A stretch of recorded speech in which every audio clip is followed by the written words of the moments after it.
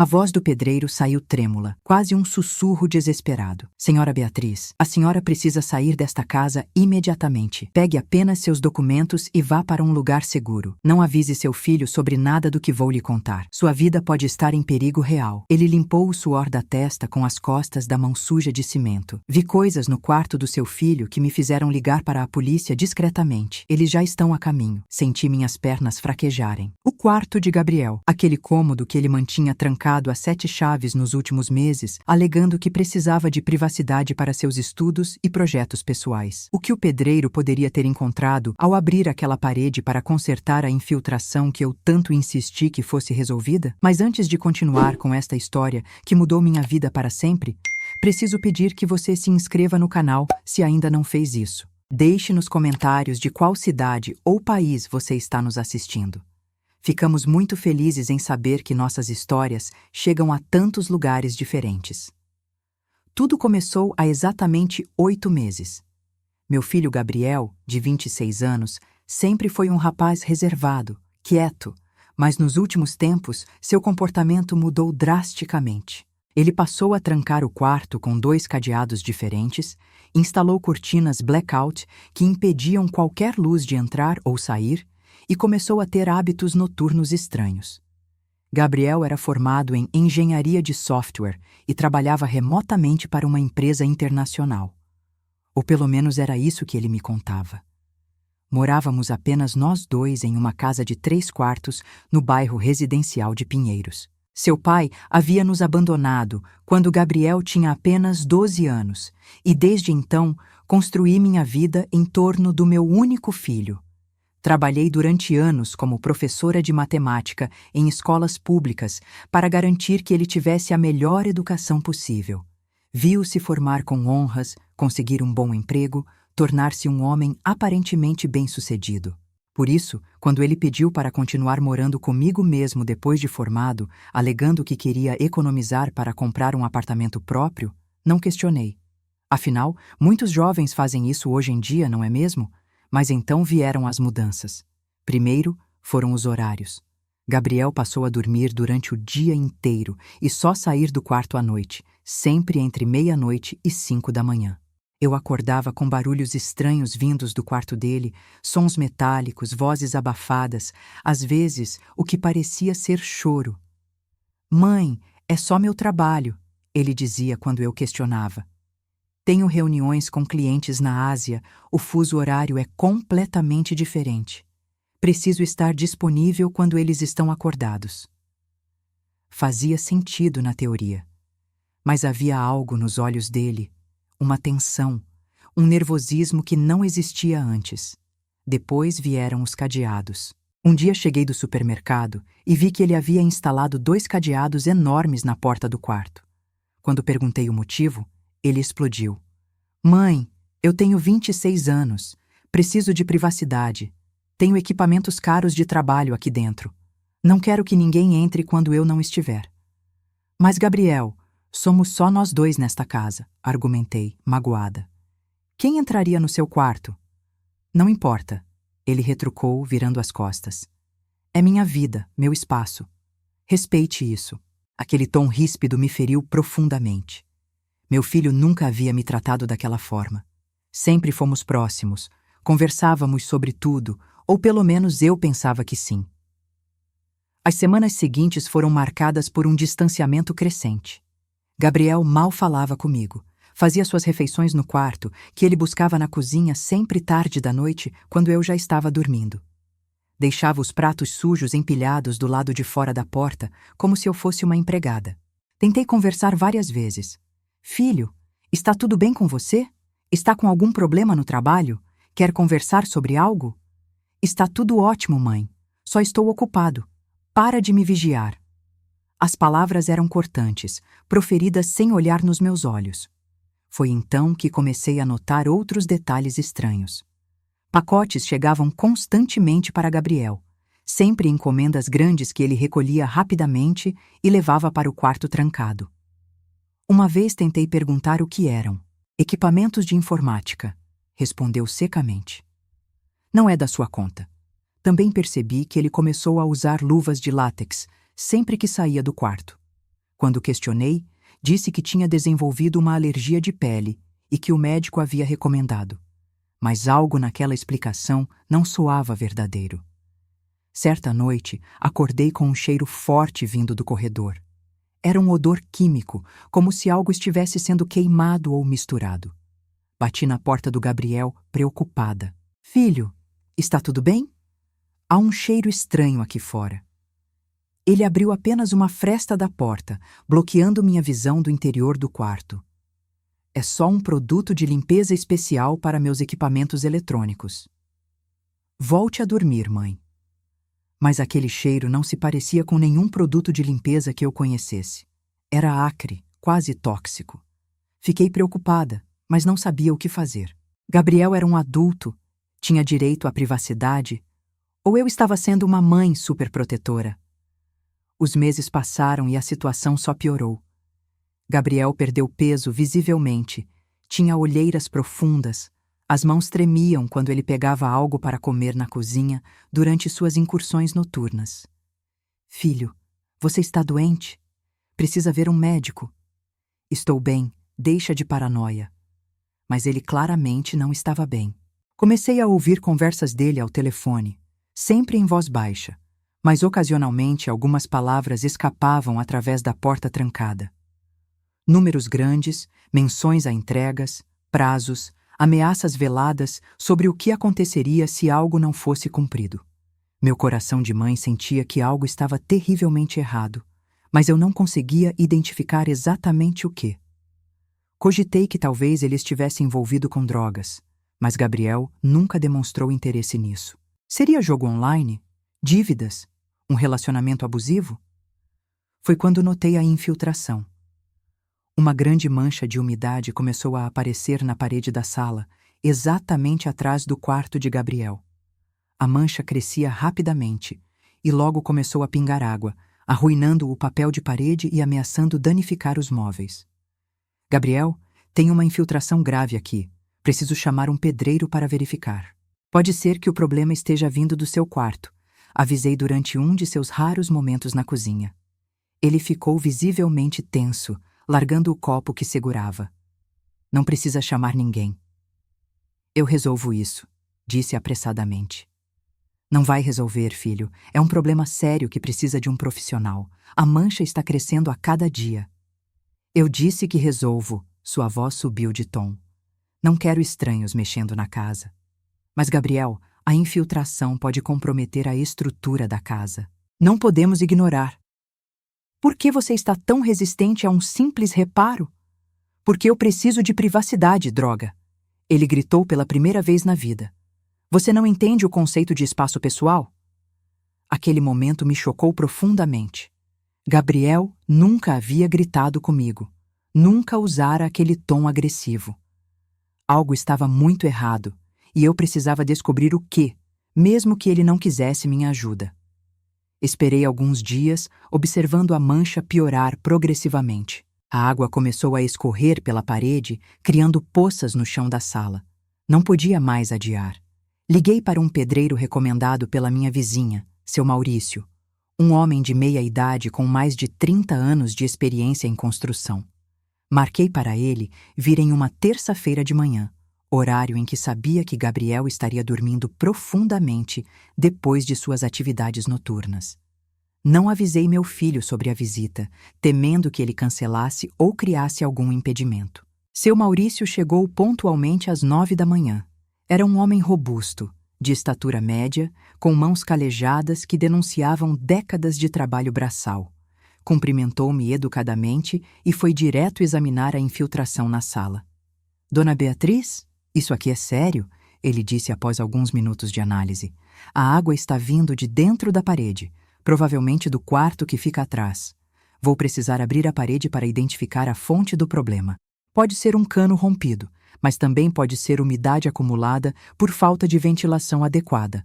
Faça o que for necessário, autorizei, sentindo um misto de alívio por finalmente resolver o problema e nervosismo pelo que a reação de Gabriel seria.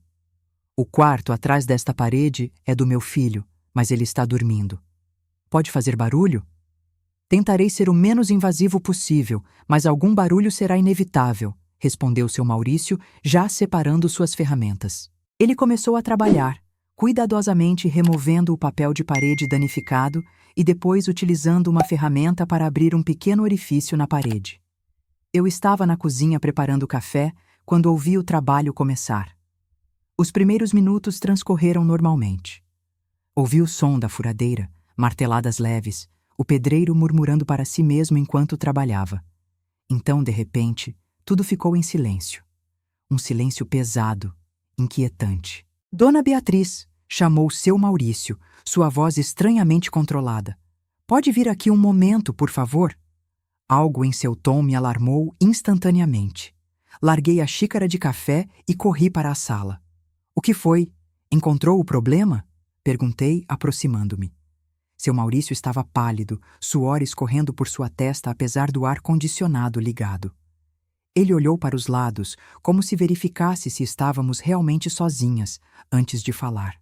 Dona Beatriz, o que eu encontrei aqui dentro não tem nada a ver com infiltração, disse em voz baixa. Há algo no quarto do seu filho que a senhora precisa ver. Mas antes disso, preciso lhe fazer algumas perguntas importantes. Meu coração disparou. Que tipo de coisa? Ele hesitou, escolhendo as palavras cuidadosamente. A senhora sabe o que seu filho faz exatamente dentro daquele quarto? Ele trabalha com tecnologia da informação, trabalho remoto. Por quê? O que você viu? Seu Maurício apontou para o buraco que havia aberto na parede. Olhe por si mesma, mas prepare-se. O que está lá dentro não é normal. Me aproximei com as pernas trêmulas e olhei através da abertura. No início, meus olhos demoraram para se ajustar à pouca luz que entrava pelas frestas das cortinas blackout do quarto de Gabriel. Mas então comecei a distinguir formas, estruturas, equipamentos que não faziam nenhum sentido para o trabalho que meu filho alegava realizar. Havia prateleiras cobrindo todas as paredes, do chão ao teto, repletas de pequenos pacotes brancos cuidadosamente organizados e etiquetados. No centro do quarto, uma mesa enorme com balanças de precisão, sacos plásticos de diferentes tamanhos, máscaras de gás e substâncias em pó que eu não conseguia identificar. Mas o que mais me chocou foram os frascos. Dezenas, talvez centenas de frascos de vidro contendo líquidos de cores variadas, todos meticulosamente rotulados com códigos que eu não compreendia, e equipamentos que pareciam pertencer a um laboratório químico, não ao quarto de um engenheiro de software. Meu Deus, sussurrei, sentindo minhas pernas fraquejarem. O que é tudo isso? Seu Maurício me segurou pelo braço, ajudando-me a sentar no sofá da sala. Dona Beatriz, já vi algo parecido uma vez, há muitos anos, quando trabalhei na reforma de um prédio que foi usado para atividades ilegais. Ele fez uma pausa pesada. O quarto do seu filho foi transformado em um laboratório de produção de drogas sintéticas. Um laboratório altamente sofisticado, pelo que pude ver. As substâncias, os equipamentos, a organização, tudo indica uma operação de grande escala. Não, isso não é possível. Minha voz saiu embargada. Gabriel é um bom rapaz. Trabalha com tecnologia. Ele não faria isso. Ele não está envolvido com drogas. Dona Beatriz, sinto muito, mas o que vi não deixa dúvidas. Ele respirou fundo. Há quantidades massivas de substâncias químicas ali dentro, equipamento de laboratório profissional, máscaras contra gases tóxicos e o que parece ser produto final embalado para distribuição. Seu filho não está apenas usando drogas, ele está fabricando em escala industrial. As lágrimas começaram a escorrer pelo meu rosto. Como eu não percebi? Como deixei isso acontecer debaixo do meu próprio teto? Seu Maurício sentou-se ao meu lado, sua expressão uma mistura de compaixão e preocupação.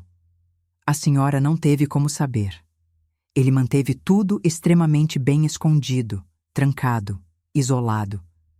Mas agora precisamos agir rapidamente. Pessoas envolvidas neste tipo de atividade costumam ter conexões perigosas. Antes de fazermos qualquer coisa, preciso ligar para a polícia. Ele já estava com o celular na mão. Espere, implorei, agarrando seu braço. Se você chamar a polícia, Gabriel será preso. Meu filho irá para a prisão. Haverá alguma outra forma de resolvermos isso? Talvez se eu conversar com ele, se conseguir ajudá-lo a sair dessa situação? Seu Maurício balançou a cabeça negativamente, com firmeza. Dona Beatriz, não se trata apenas de ajudar seu filho. O que está naquele quarto é crime federal. Se a polícia descobrir e souber que a senhora tinha conhecimento e não reportou, a senhora também pode ser acusada de cumplicidade.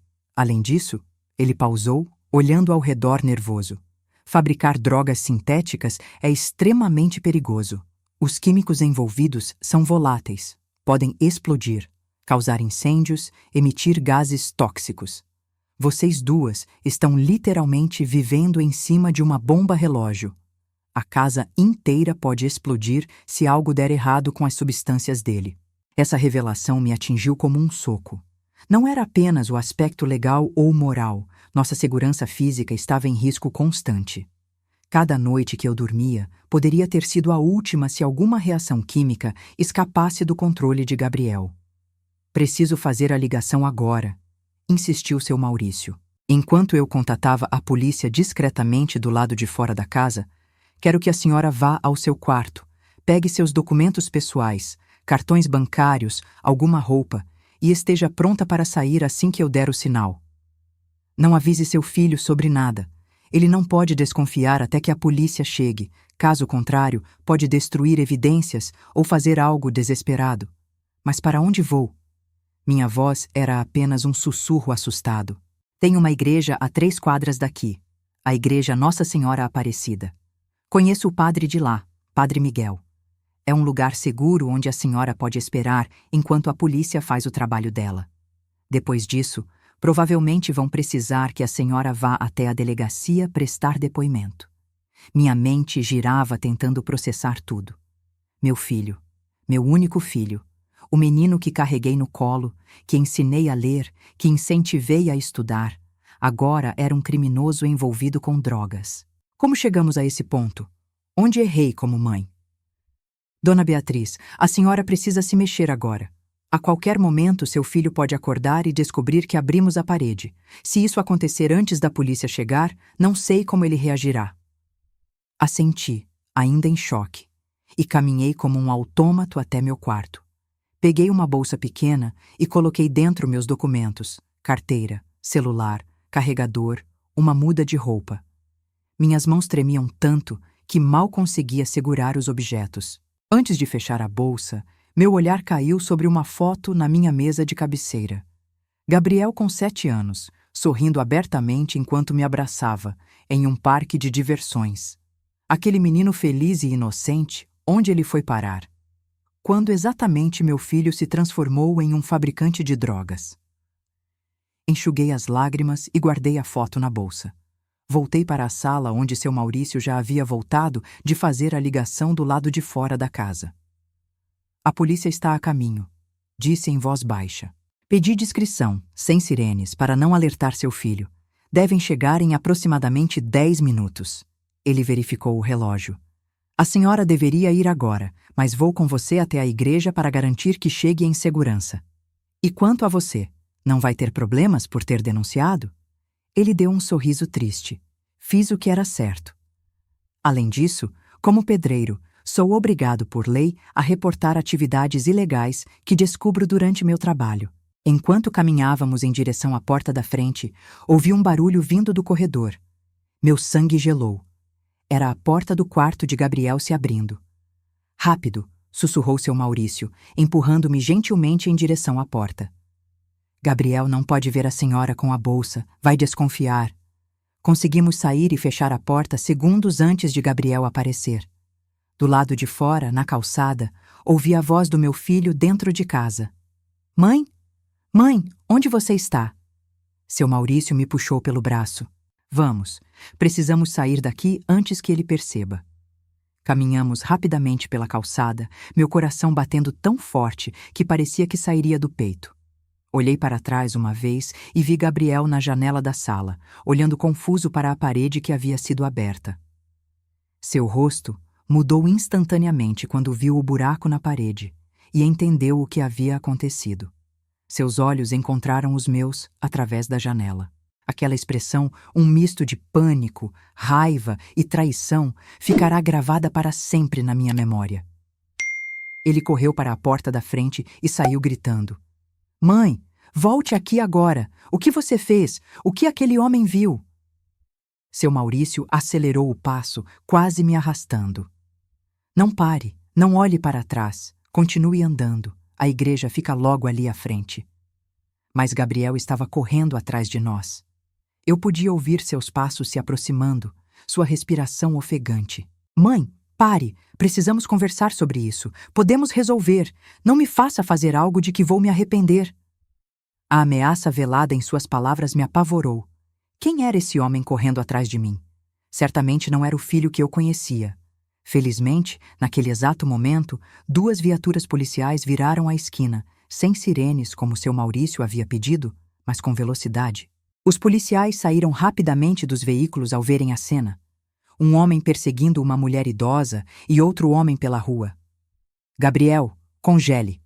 Mãos onde possamos ver", gritou um dos policiais, mão no coldre da arma.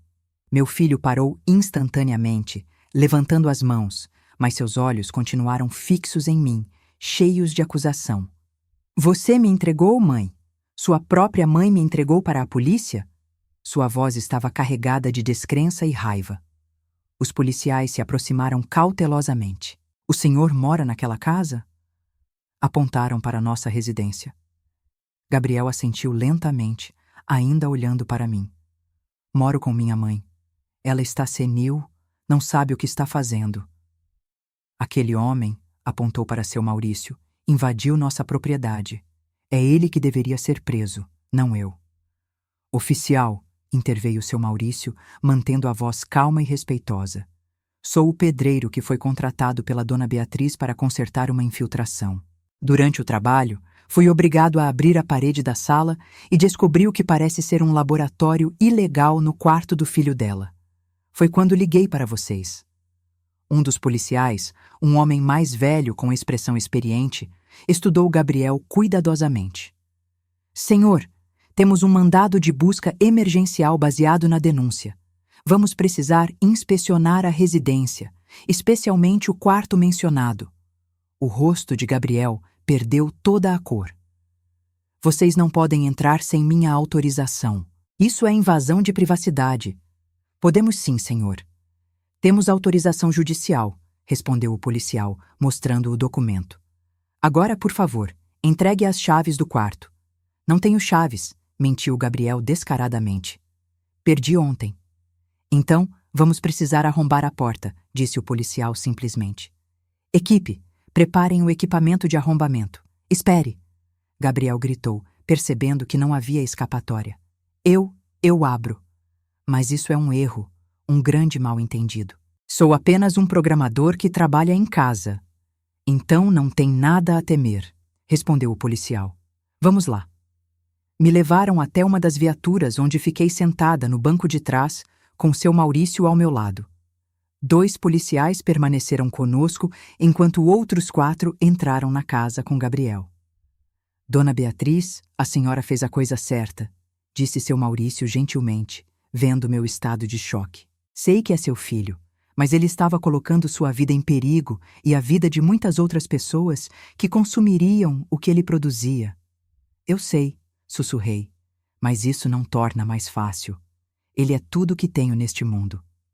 Os minutos se arrastaram como horas enquanto esperávamos. Então, através da janela da viatura, vi os policiais começarem a sair da casa carregando caixas e mais caixas de evidências. Prateleiras inteiras de pacotes, equipamentos de laboratório, frascos de substâncias químicas. A quantidade era chocante. Um dos policiais veio até nós, sua expressão grave. "Dona Beatriz, a senhora é a proprietária da residência?" "Sou", respondi com voz fraca. "O que encontraram?" "Encontramos um dos maiores laboratórios clandestinos de metanfetamina que já vi em 20 anos de carreira policial", disse ele, balançando a cabeça. Havia material suficiente ali para produzir milhões de reais em drogas sintéticas. Seu filho não era um pequeno usuário ou distribuidor amador. Ele operava em escala industrial. Metanfetamina, repeti a palavra sem compreender totalmente. Aquilo que eles chamam de cristal?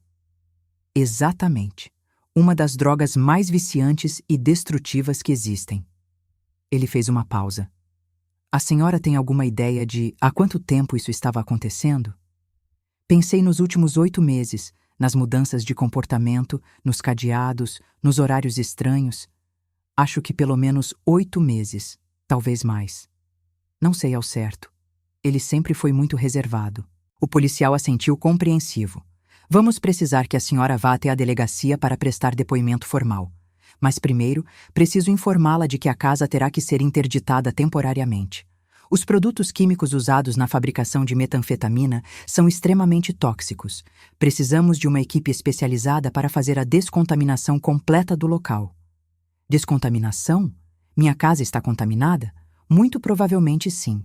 Os vapores e resíduos dessas substâncias penetram nas paredes, carpetes, móveis. Morar ali por meses sem proteção adequada expôs a senhora a toxinas perigosas. Vamos arranjar que a senhora faça um check-up médico completo também. Senti minha visão embaçar. Não apenas descobri que meu filho era um criminoso, mas também que minha própria casa, meu lar por tantos anos, estava envenenada. Onde vou ficar? Perguntei, sentindo o pânico crescer. Por enquanto, vamos levá-la a um abrigo temporário para vítimas. Depois podemos ajudá-la a entrar em contato com familiares ou encontrar acomodação alternativa. Gabriel foi trazido até as viaturas em algemas. Quando passou por mim, parou e me encarou. Espero que esteja feliz, mãe. Você destruiu minha vida. Destruiu sua própria família por quê? Por moralismo idiota?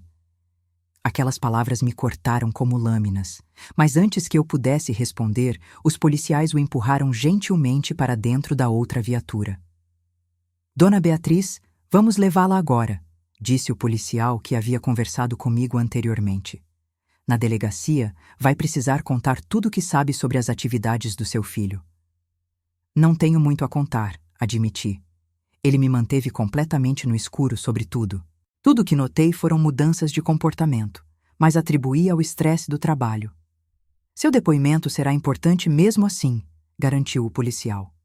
Na delegacia, passei as próximas 3 horas respondendo perguntas. Uma investigadora chamada doutora Simone conduziu o interrogatório. Sua abordagem era profissional, mas compreensiva. Dona Beatriz, sei que este é um momento extremamente difícil para a senhora, começou ela, sentando-se à minha frente em uma sala pequena e sem janelas. Mas preciso que tente se lembrar de qualquer detalhe que possa nos ajudar a entender a extensão das operações do seu filho. Contei tudo desde o início. As mudanças de comportamento há 8 meses, os cadeados, os horários noturnos, os pacotes que chegavam constantemente, as conversas telefônicas que ocasionalmente ouvia através da porta. Essas conversas telefônicas, a doutora Simone se inclinou para a frente interessada. Consegue lembrar de algo específico que foi dito? Tentei me concentrar, remexendo nas memórias. Eram sempre fragmentos, nunca conversas completas. Mencionava números grandes, valores em milhares. Falava sobre entregas, prazos. Uma vez ouvi ele dizer algo como: se a mercadoria não chegar até sexta, teremos problemas sérios. Outra vez, mencionou um nome, Ricardão, dizendo que este Ricardão estava pressionando por mais produto. A investigadora anotava furiosamente. Ricardão, repetiu. Esse é um nome importante. É um dos maiores distribuidores de drogas sintéticas da região metropolitana. Estamos atrás dele há anos, mas ele é extremamente cuidadoso, nunca coloca as próprias mãos sujas. Ela olhou para mim com uma expressão que misturava esperança e cautela. Dona Beatriz, isso significa que seu filho não estava apenas fabricando. Ele estava fornecendo diretamente para redes de distribuição criminosa de alto nível. A gravidade da situação me atingiu como uma onda. Gabriel não era apenas um jovem que cometeu um erro. Ele estava profundamente envolvido com o crime organizado, com pessoas perigosas. E a senhora nunca viu nenhuma dessas pessoas? Nunca notou estranhos visitando a casa ou Gabriel encontrando alguém suspeito? Pensei cuidadosamente. Gabriel praticamente nunca saía de casa nos últimos meses. Mas houve algumas ocasiões em que ouvia a campainha tocar tarde da noite, sempre depois da meia-noite. Eu ouvia vozes masculinas na porta, conversas breves, depois silêncio. Sempre assumi que eram entregas de equipamentos que ele encomendava para o trabalho. Provavelmente eram entregas, confirmou a doutora Simone, mas não de equipamentos de trabalho. Eram provavelmente os precursores químicos necessários para a fabricação da metanfetamina e as retiradas do produto final. Seu filho transformou sua residência em um ponto de produção e distribuição. Comecei a chorar silenciosamente. Como pude ser tão cega? Como não percebi o que estava acontecendo literalmente embaixo do meu nariz? A doutora Simone me ofereceu um lenço de papel. Dona Beatriz, criminosos que operam desse nível são mestres em enganação. Seu filho deliberadamente a manteve no escuro. Construiu estruturas de segredo, isolamento. A senhora não teve como saber. Mas sou mãe dele, insisti, enxugando as lágrimas. Deveria ter percebido algo. Deveria ter insistido mais, quebrado aquela porta, feito alguma coisa. A investigadora suspirou profundamente. Vejo isso em muitos casos de familiares. A culpa, o questionamento constante sobre o que poderia ter sido feito diferente. Mas a verdade é que seu filho fez escolhas deliberadas e conscientes. Ele sabia exatamente o que estava fazendo e quais seriam as consequências. Ela abriu uma pasta diante de mim, revelando várias fotografias do quarto de Gabriel. Dona Beatriz, preciso que olhe estas imagens e me diga se reconhece algo. As fotos mostravam o laboratório em detalhes chocantes. Prateleiras organizadas com precisão militar, cada pacote etiquetado com códigos, datas e quantidades. Equipamentos químicos sofisticados que pareciam pertencer a um laboratório farmacêutico profissional. Uma foto em particular me chamou a atenção. Era um caderno aberto sobre a mesa de Gabriel. Reconheci imediatamente sua letra cuidadosa. O que é isso? Perguntei, apontando. É um registro detalhado de produção, explicou a doutora Simone. Seu filho anotava meticulosamente cada lote produzido, as quantidades, os clientes, os valores recebidos. Este caderno sozinho é evidência suficiente para uma condenação de décadas. Posso ver? Pedi, estendendo a mão trêmula. Ela hesitou por um momento, então empurrou o caderno até mim. Folheei as páginas com um horror crescente. A letra de Gabriel, aquela mesma letra que eu ensinara quando ele tinha 6 anos, agora documentava crimes terríveis. Lote 47, 500 urgentes, entrega para RC, 15 mil reais. Lote 48, 750 reais, entrega para JM, 22.500 reais. Os números continuavam, página após página. Fiz as contas mentalmente, professora de matemática que era. Nos últimos 8 meses, Gabriel havia movimentado mais de 2 milhões de reais com drogas. 2 milhões. Onde está todo esse dinheiro? Perguntei atordoada. Não vi nenhuma mudança no nosso estilo de vida. Continuávamos vivendo modestamente. Estamos investigando isso agora, respondeu a doutora Simone. Encontramos algumas contas bancárias em offshores, investimentos em criptomoedas. Seu filho era inteligente o suficiente para não gastar ostensivamente o dinheiro, o que chamaria a atenção. Ele estava acumulando capital, provavelmente planejando algo maior. Algo maior? O que poderia ser maior que isso? Expansão das operações, talvez montar outros laboratórios, recrutar mais pessoas. Com a quantidade de dinheiro que ele estava gerando, as possibilidades eram muitas. A investigadora fechou a pasta. Agora preciso fazer algumas perguntas mais difíceis, Dona Beatriz. A senhora alguma vez teve conhecimento ou suspeita das atividades ilegais do seu filho e escolheu não denunciar? Não, respondi veementemente. Nunca, nunca imaginei que fosse algo assim. Pensei em 1000 coisas, problemas no trabalho, depressão, até cogitei que talvez estivesse usando drogas, mas nunca que estivesse fabricando. A senhora alguma vez recebeu dinheiro ou benefícios financeiros das atividades dele? Não. Gabriel pagava uma pequena quantia mensal como contribuição para as despesas da casa, mas nada além do razoável. Continuávamos vivendo com meu salário de professora aposentada principalmente. A doutora Simone assentiu, fazendo mais anotações. Precisaremos verificar suas contas bancárias como procedimento padrão. Mas com base no seu depoimento e na avaliação inicial, não acreditamos que a senhora tivesse conhecimento ou participação nas atividades criminosas. Senti um alívio momentâneo. Pelo menos não seria acusada de cumplicidade. Mas então, uma nova preocupação surgiu. E Gabriel? O que vai acontecer com ele? A investigadora fechou seu caderno de anotações. Dona Beatriz, preciso ser honesta com a senhora.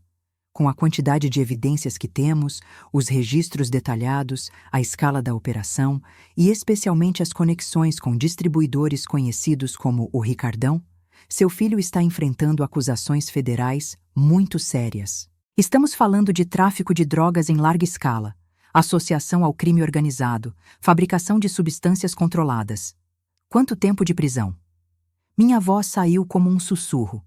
A sentença mínima para crimes dessa natureza é de 15 anos.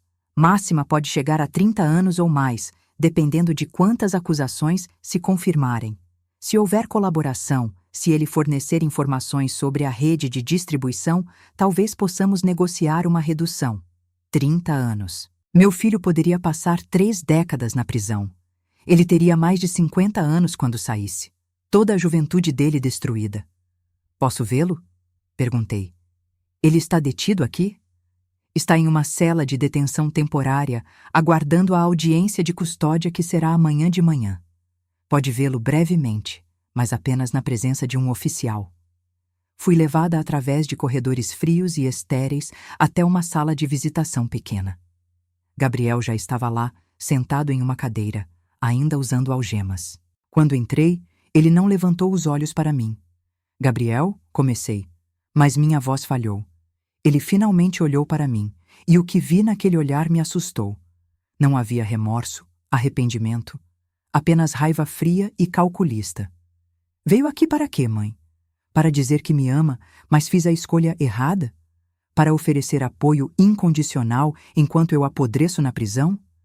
Vim para entender, respondi, sentando-me à sua frente.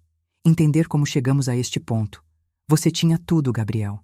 Educação, inteligência, um bom emprego. Por que escolheu este caminho? Ele deu uma risada seca, sem humor. Tudo. Você acha que eu tinha tudo? Trabalhando como um escravo para uma empresa que pagava uma miséria, morando com minha mãe aos 26 anos porque não conseguia pagar um apartamento decente? Mas você disse que estava economizando para comprar um lugar seu, argumentei. Economizar? Com aquele salário? Levaria 30 anos para juntar dinheiro suficiente para dar entrada em um apartamento em um bairro decente. Ele se inclinou para a frente, os olhos brilhando com intensidade. Você sabe o que eu ganhava por mês como programador júnior? R$ 4.000. R$ 4.000 para trabalhar 12 horas por dia, incluindo finais de semana. Mas era um trabalho honesto, Gabriel. Honesto? Ele cuspiu a palavra. Honesto é ser explorado por empresários que ganham milhões enquanto pagam migalhas? Honesto é viver mês a mês, sem possibilidade de crescimento real? Eu olhei ao redor e vi pessoas burras, sem metade da minha inteligência, vivendo bem porque nasceram nas famílias certas ou porque fizeram as escolhas certas, mesmo que ilegais. Então decidiu que o crime compensava mais? Decidi que eu merecia mais. E sabe de uma coisa? Durante 8 meses, tive mais dinheiro do que teria em uma vida inteira trabalhando honestamente. Comprei coisas, investi, planejei meu futuro. Pela primeira vez na vida, senti que tinha controle, poder. Mas a que custo, Gabriel? Estava fabricando drogas que destroem vidas, famílias. Ele deu de ombros, indiferente. Todo mundo faz escolhas. Se não fosse eu fornecendo, seria outra pessoa. Pelo menos meu produto era de qualidade, sem adulterações perigosas que muitos distribuidores fazem. Estava até fazendo um favor, em certo sentido. Aquela lógica distorcida me horrorizou. Como meu filho, o menino que eu criei para ter valores, empatia, compaixão, havia se transformado naquele estranho frio e calculista? E quanto a mim? Perguntei, sentindo lágrimas formarem-se novamente. Você pensou em como isso me afetaria? Estava colocando minha vida em risco com aqueles químicos tóxicos. A casa inteira poderia ter explodido. Gabriel teve a decência de parecer minimamente desconfortável por um momento. Eu tinha tudo sob controle. Sabia exatamente o que estava fazendo. Os riscos eram mínimos. Mínimos? A polícia disse que nossa casa precisa de descontaminação profissional. Fui exposta a toxinas por meses. Ele suspirou, como se estivesse lidando com uma criança teimosa.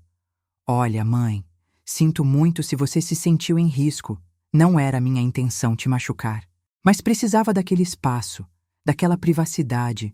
Não tinha outra opção viável. Sempre tem outra opção, Gabriel. Sempre. Você escolheu o caminho mais fácil, mais lucrativo, sem se importar com as consequências. Ele se recostou na cadeira, o momento de desconforto já passado. Não vim aqui para ser julgada, mãe. Se vai ficar me dando sermões moralistas, pode ir embora. Levantei-me, percebendo que aquela conversa não levaria a lugar algum. Meu filho estava perdido, consumido pela ganância e pela falta de empatia. Vou contratar um advogado para você, disse finalmente. Não porque aprovo o que fez, mas porque ainda sou sua mãe. A doutora Simone me disse que se você colaborar, fornecer informações sobre a rede de distribuição, pode ter redução de pena. Gabriel riu sarcasticamente. Delatar? Você quer que eu me torne um informante? Sabe o que acontece com informantes, mãe? Eles não duram muito tempo, nem na prisão, nem fora dela. Prefiro cumprir a sentença completa com minha vida intacta. Então vai ficar 30 anos na prisão para proteger criminosos? Vou ficar 30 anos na prisão porque você decidiu denunciar seu próprio filho, ele respondeu com amargura. Isso está em você, não em mim. Eu denunciei porque era a coisa certa a fazer, retruquei, sentindo raiva pela primeira vez. Você estava cometendo crimes graves, colocando vidas em risco. Não podia simplesmente ignorar isso. Claro que podia, mas escolheu seus princípios sobre sua família. Espero que consiga dormir à noite com essa escolha. Saí da sala de visitação com o coração partido. O oficial que me acompanhava deve ter notado meu estado porque ofereceu gentilmente. Dona Beatriz, sei que é difícil, mas a senhora fez a coisa certa. Tentei acreditar naquelas palavras, mas tudo o que sentia era um vazio profundo e doloroso. Nos dias seguintes, minha vida virou de cabeça para baixo. Fui levada para um hotel modesto pago pela assistência social para vítimas de crime, enquanto minha casa passava pelo processo de descontaminação. Os técnicos disseram que levaria pelo menos 2 semanas, talvez mais. Tudo o que eu possuía, cada móvel, cada peça de roupa, cada lembrança, estava potencialmente contaminado. O julgamento de custódia de Gabriel aconteceu e ele foi mantido em prisão preventiva devido à gravidade dos crimes e ao risco de fuga, considerando os recursos financeiros que havia acumulado. Contratei um advogado, Dr. Fernando, que foi honesto sobre as perspectivas. Dona Beatriz, seu filho está enfrentando evidências esmagadoras. O melhor caminho seria um acordo de delação premiada, mas ele se recusa terminantemente. Tentei convencê-lo em outra visita à prisão. Gabriel, por favor, pense com clareza. Se você fornecer informações sobre essa rede de distribuição, pode reduzir sua sentença significativamente. Talvez de 30 anos para 10 ou 15. Ainda é muito tempo, mas pelo menos teria uma vida depois. Ele me olhou como se eu fosse uma traidora. Você realmente não entende como esse mundo funciona, não é? Se eu delatar, não duro 1 semana na prisão. Esses caras têm contatos em todo o sistema prisional. E se por milagre eu sobreviver lá dentro, o que acha que acontece quando eu sair? Estarei marcado para morrer. Mas ficando calado, vai passar décadas preso. Décadas onde ainda estarei vivo, respondeu ele simplesmente. Passei a frequentar sessões de terapia recomendadas pela assistente social designada ao meu caso. A terapeuta, doutora Helena, era uma mulher de meia idade com uma presença calorosa que me fazia sentir segura. Como está lidando com tudo isso, Beatriz? Perguntou na nossa terceira sessão. Sinto que falhei como mãe, admiti. Devia ter percebido, devia ter feito algo diferente na criação dele. Em algum lugar ao longo do caminho, transmiti os valores errados. A doutora Helena balançou a cabeça gentilmente. Beatriz, você criou seu filho com amor, forneceu educação, oportunidades. Mas em algum momento, ele se tornou um adulto responsável por suas próprias escolhas. Você não pode carregar a culpa pelas decisões que ele tomou como adulto. Mas como ele se tornou aquela pessoa? Onde o garoto gentil que eu conhecia desapareceu? Pessoas mudam por várias razões. Às vezes é pressão social, desejo de pertencimento, ganância, ou simplesmente uma falta de consideração pelas consequências. Não há sempre uma razão única e clara. Ela fez uma pausa. O que importa agora é como você segue em frente com sua própria vida. Seguir em frente parece traição, confessei. Como posso simplesmente continuar enquanto meu filho está preso? Seguir em frente não significa abandoná-lo, explicou a doutora Helena. Significa cuidar de si mesma, reconstruir sua vida, manter sua própria saúde mental e física. Você não ajuda ninguém, especialmente Gabriel, destruindo a si mesma com culpa e remorso. As semanas passaram lentamente. A descontaminação da casa foi concluída, mas quando voltei pela primeira vez, o lugar parecia estrangeiro, assombrado. O quarto de Gabriel havia sido completamente esvaziado, as paredes repintadas, o piso trocado. Era como se ele nunca tivesse vivido ali. Seu Maurício, o pedreiro que descobriu tudo, me visitou algumas vezes. Trouxe comida caseira, ajudou com pequenos reparos que surgiram. Como está se sentindo, dona Beatriz? Perguntou em uma dessas visitas. Perdida, respondi honestamente. Esta casa não parece mais minha. Cada cômodo tem memórias de Gabriel criança, mas agora tudo está manchado pelo que descobri. Já pensou em vender e recomeçar em outro lugar? Pensei, mas seria como fugir. Além disso, esta casa é tudo que tenho. Não posso me dar ao luxo de vender e comprar outro lugar, especialmente com os custos legais que estou enfrentando. Seu Maurício assentiu compreensivo. Se precisar de qualquer coisa, qualquer reparo ou apenas conversar, pode me ligar. Passou por algo traumático. Não precisa passar por isso sozinha. Aquela gentileza de um estranho, alguém que não tinha obrigação alguma comigo, me tocou profundamente. Obrigada, Maurício. Não sei o que teria feito se você não tivesse descoberto o que estava acontecendo. Provavelmente estaria morta, pensei, mas não disse em voz alta. Os químicos tóxicos eventualmente teriam me matado, ou a casa teria explodido. Apenas fiz o que era certo, respondeu ele com modéstia. O julgamento de Gabriel foi marcado para 6 meses depois. O advogado Dr. Fernando me mantinha atualizada sobre o processo. O promotor está buscando a sentença máxima, dona Beatriz. Com as evidências que tem, é quase certo que conseguirão. Estamos falando de 25 a 30 anos sem possibilidade de liberdade condicional nos primeiros 15. E se ele mudar de ideia e decidir colaborar? Perguntei, ainda esperançosa. A essa altura, já não vale tanto. As autoridades já mapearam a maior parte da rede de distribuição através de outras fontes. A colaboração do Gabriel teria sido valiosa nos primeiros dias, mas agora o valor informativo diminuiu significativamente. Então, não há esperança? Há sempre esperança, mas precisa ser realista sobre as expectativas. Seu filho vai passar uma parte significativa da vida dele na prisão. O melhor que podemos fazer é lutar por condições melhores de encarceramento, talvez em uma unidade de segurança média ao invés de máxima. Visitei Gabriel regularmente na prisão, apesar dele muitas vezes se recusar a me ver. Nas ocasiões em que aceitava a visita, nossas conversas eram tensas e breves. Mãe, pode parar de vir, disse ele em uma dessas visitas. Não preciso da sua pena. Não é pena, Gabriel. É amor. Ainda sou sua mãe, não importa o que aconteceu. Ele riu amargamente. Amor? Se me amasse, não teria me entregado à polícia. Teria encontrado uma forma de resolvermos aquilo em família. Resolver como, Gabriel? Ignorar que você estava cometendo crimes graves? Fingir que não estava colocando vidas em risco? Você poderia ter conversado comigo primeiro, me dado a chance de explicar, de parar por conta própria. Eu tentei conversar com você dezenas de vezes nos meses anteriores, lembrei. Cada vez você me afastava, gritava, exigia privacidade. Você construiu muros entre nós deliberadamente. Porque sabia que você não entenderia, respondeu ele.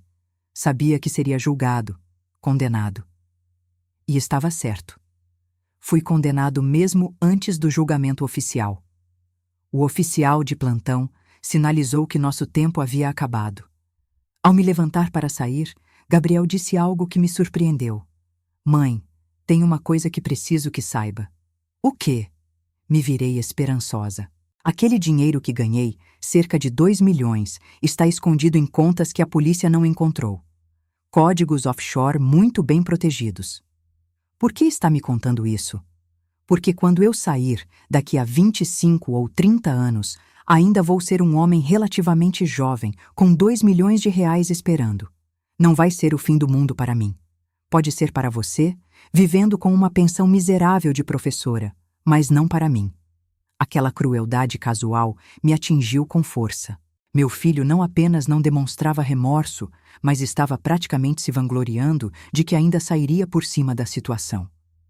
Espero que esses milhões valham as décadas de liberdade que você vai perder, disse finalmente, saindo sem olhar para trás. No dia do julgamento, o tribunal estava cheio. Além dos participantes legais necessários, havia jornalistas interessados no caso que havia ganhado notoriedade local. Jovem engenheiro transforma quarto em superlaboratório de metanfetamina, diziam as manchetes. Sentei-me na primeira fila, atrás da defesa, onde Gabriel estava sentado entre seus advogados. Ele usava um terno que eu havia comprado para ele, tentando parecer apresentável para o júri. O promotor apresentou o caso de forma devastadora. Senhoras e senhores do júri, este não foi um crime de oportunidade ou desespero. Foi uma operação criminal sofisticada, planejada e executada com precisão ao longo de meses.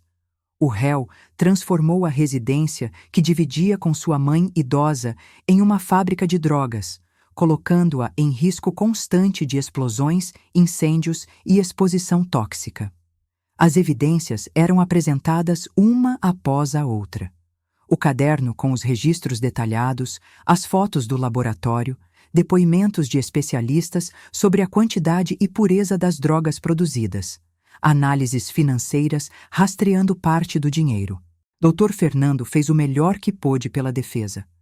Meu cliente é um jovem que cometeu erros graves sob pressão financeira. Não tem antecedentes criminais. Era um cidadão trabalhador até tomar decisões equivocadas. Merece punição, sim, mas também merece a oportunidade de redenção. Mas o promotor rebateu eficazmente. Pressão financeira? O réu tinha emprego estável, moradia, educação. Suas escolhas não foram feitas por necessidade, mas por ganância pura. E quanto à redenção, senhoras e senhores, em nenhum momento o réu demonstrou remorso genuíno. Quando chegou minha vez de testemunhar, subi ao banco com as pernas trêmulas. O promotor me fez perguntas sobre a convivência com Gabriel, as mudanças de comportamento, o que observei. Respondi honestamente, mesmo sabendo que cada palavra estava ajudando a condenar meu filho. A senhora Beatriz amava seu filho? Perguntou o Dr. Fernando durante o contra-interrogatório. Amo, respondi com voz embargada. Sempre amarei. Apesar de tudo que ele fez. E a senhora acredita que ele merece uma segunda chance? Acredito que todos merecem segundas chances, respondi cuidadosamente. Mas também acredito em responsabilidade. Gabriel precisa enfrentar as consequências de suas ações. Só assim pode realmente mudar. O júri deliberou por 6 horas. Quando retornaram, o veredicto era unânime, culpado em todas as acusações. A sentença foi pronunciada uma semana depois. Gabriel foi condenado a 28 anos de prisão, sem possibilidade de liberdade condicional nos primeiros 15 anos. Quando a juíza pronunciou a sentença, procurei alguma reação no rosto de Gabriel. Houve um breve momento de pânico, seus olhos se arregalando ao processar que passaria as próximas 3 décadas atrás das grades. Mas rapidamente recompôs a máscara de indiferença. Foi levado da sala do tribunal algemado. Nossos olhos se encontraram brevemente. Não havia acusação desta vez, apenas uma tristeza profunda e resignada. Talvez, finalmente, a realidade da situação estivesse começando a penetrar sua armadura de arrogância. Os meses seguintes foram os mais difíceis da minha vida. Precisei vender a casa, afinal. As memórias eram pesadas demais e a manutenção cara demais para minha aposentadoria. Mudei-me para um apartamento pequeno em um bairro mais modesto. Seu Maurício me ajudou com a mudança, recusando qualquer pagamento. É o mínimo que posso fazer, disse ele simplesmente. Continuei visitando Gabriel na prisão, apesar dele frequentemente recusar as visitas. Nas raras ocasiões em que aceitava me ver, conversávamos brevemente, sempre tenso, sempre doloroso. Certo dia, cerca de 1 ano após a sentença, Gabriel me pediu para vir. Quando entrei na sala de visitação, notei que ele parecia diferente. Mais magro, mais pálido, mas também menos arrogante. Mãe, começou ele, evitando meu olhar. Preciso dizer algumas coisas. Estou ouvindo, respondi cautelosamente.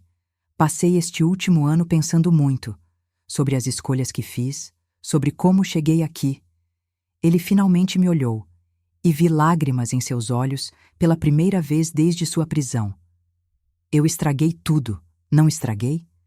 Estraguei minha vida, te coloquei em risco, causei dano a tantas pessoas com as drogas que produzi. E pelo quê?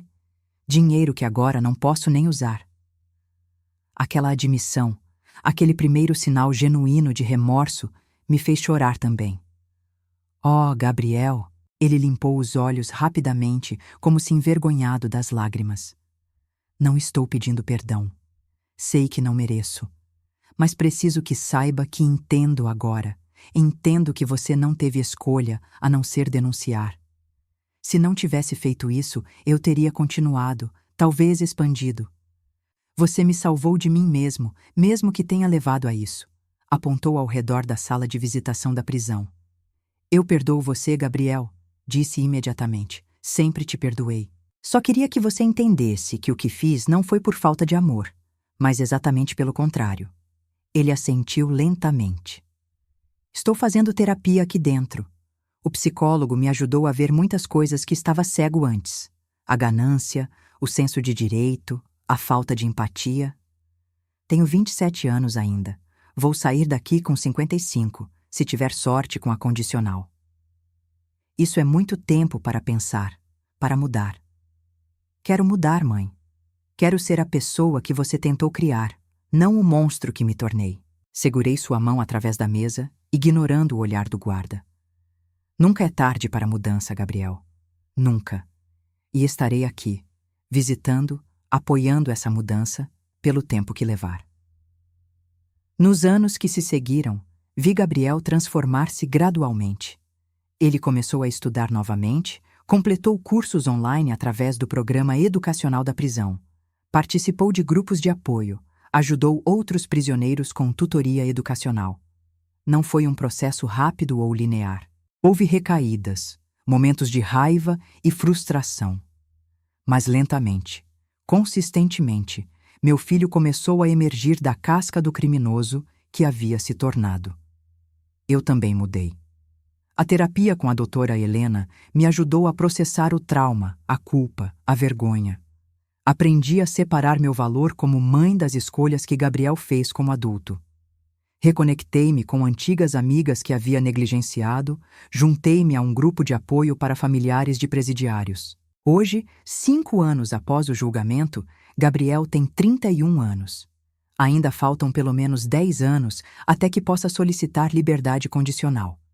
Nossa relação, embora marcada pela dor do passado, tornou-se mais honesta, mais profunda em certos aspectos.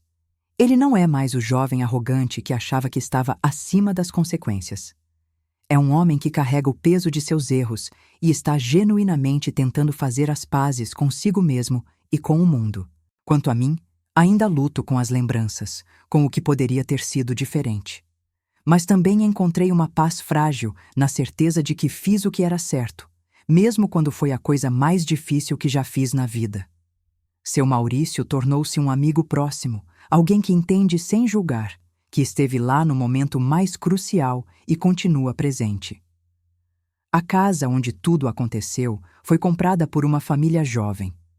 Às vezes, passo pela rua e vejo crianças brincando no jardim, risos saindo das janelas. É reconfortante saber que aquele lugar que foi palco de tanto erro agora abriga alegria e inocência. Se há uma lição em tudo isso, é que às vezes o amor significa fazer escolhas impossíveis.